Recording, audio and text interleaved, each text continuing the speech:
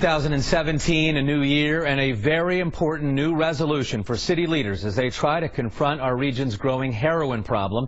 WLWT News 5's investigative reporter Todd Dykes joining us here in the studio tonight with more on why one councilman is willing to consider radical ideas to fight back. Todd? Yeah, Mike, the Center for Addiction Treatment says Hamilton County is ground zero in the heroin epidemic, the #1 county and the #1 state for overdoses. Well, now one Cincinnati leader wants the city to be at the top, a national model when it comes to fighting heroin. Cincinnati, like much of the nation, can't seem to escape heroin's grip. Heroin-related death has now outnumbered gun homicides in our nation, which is a pretty scary statistic. Because the deadly drug is ruining so many lives, Cincinnati health workers like Dr. Jennifer Mooney are now partnering with firefighters and police officers to make sure everyone's on the same page. I think this is a really unprecedented but really well-deserved reason for the three of us to convene. We work in 3 different paradigms. That's a challenge.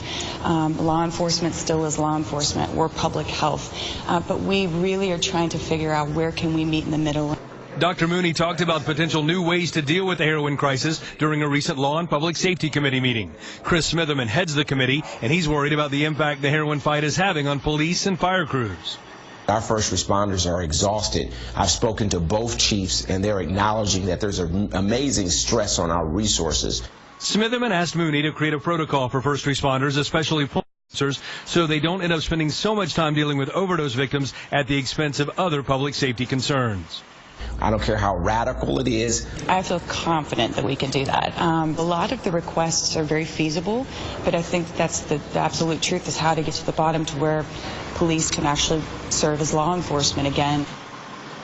Dr. Mooney will report back to the city's Law and Public Safety Committee by the end of this month. And again, Chris Smitherman told me he's opened up all ideas, including turning some currently unused city facilities into centers where health workers and counselors could take people who overdose for immediate assistance.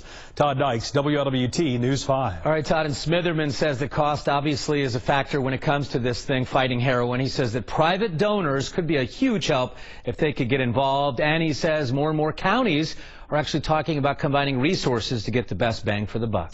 A woman is charged